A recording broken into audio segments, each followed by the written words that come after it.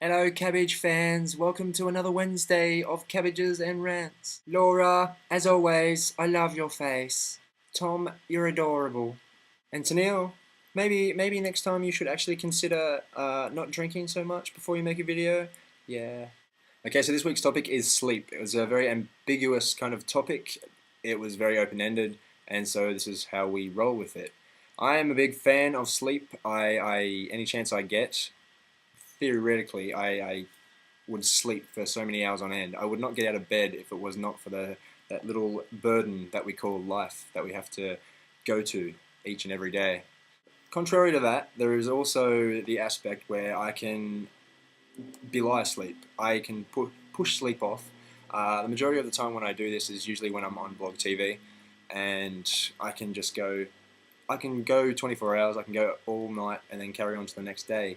But I feel fresh and good the next morning after very little sleep. But then it's the following day which really ruins it for me, because that's when I kind of have to catch up, and it doesn't really help at work when I go to the bar and drink and kind of have a big night and then have to follow it up, and it's terrible.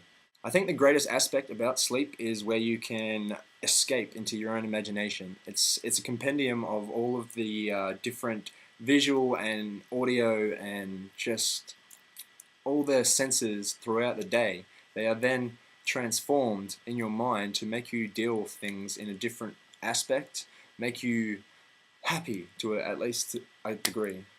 I have a tendency to set my alarm. I set about 5 different alarms, 5 or 6 alarms, and I will snooze them. I do this probably about an hour and a half before I'm supposed to get up, and each time it goes off, I will continue to snooze it, just because I know that the dreams that you have at that waking point are the ones that you are likely to remember. Even though dreams are stored in your short-term memory, they are also the ones that you're able to get back into. Once you wake up, you think about the dream. If you think about it enough, you'll remember it. And if you go back to sleep, you can always just try and slip back into that dream if you're enjoying it enough. And that for me is probably the greatest part of sleeping. I guess the only real deterrent to copious amounts of sleep would actually be the fear of bed sores. But to this day, I have not actually acquired any, so I'm going well for now. There is the well pain in the ass problem that I have, whereas I don't actually sleep in my own bed for 2/3 of the year, and so when I do come home, my bed is just so lush. It is so comfortable. It is just, and there's that great feeling that when you on a cold morning, when you wake up early in the morning, and you can just lie in bed as long as you like, and you curl up in that doona, and you're just warm and toasty. But on the flip side of that, there's also the cold nights where you have to wake up in the middle of the night in order to go to the toilet, and the heating isn't working, and that's probably really bad. But it's always good when you run, you're freezing, but then you jump back in to that toasty doona.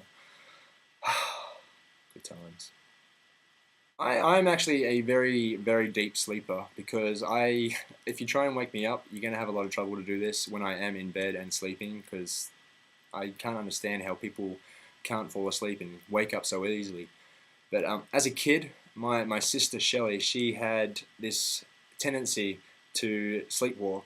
I remember one night, well, it wasn't actually one night, it was the next morning I found out from my mum, but because I didn't wake up at all, as I say, a deep sleeper. But my sister came screaming down our hallway, literally screaming, slid onto her knees and was just ducking for cover, saying, "The bombs are going to get us, the bombs are going to get us." And my mum didn't know what to do.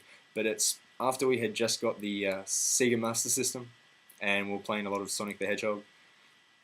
They actually used to have to lock the screen door with a key at night, because my sister would get up in the middle of the night sleepwalking and try and go out the front door across the road to a friend's house. And it was kind of, Mum would have to get up when she hears her standing up and go and lead her back to she'd have to lead her to the toilet, and then after that she usually just goes straight back to bed by herself. But it's an uncanny phenomenon, sleepwalking. I've never experienced it, because once I'm in that bed, the alarm is the only thing that can get me out. I did actually have a lot of things planned for this video to make it more appropriate to the fact that I was supposed to be acting as Tennille today, But after coming off Blog TV tonight, I have a little heart in making this in a piss take towards Sneal, because I think I've pissed Sneal off tonight on Blog TV. She said that she was horribly disgusted with my behaviour and my attitude, and can't really be helped. I apologised, I did my best, but basically I'm an arrogant bastard, and we all deal with these things at times. But anyway, Laura, we will see you on Friday, unless we see Tom. I don't know what you've planned. Ha. And if anybody knows who this fucking binoculars Pone character is, who feels he needs to like leave anti-Semitic remarks on videos on our page, please can you just, I don't know, I don't know if we're able to ignore him, block him, or what the story is, but honestly, people do not deserve to be alive.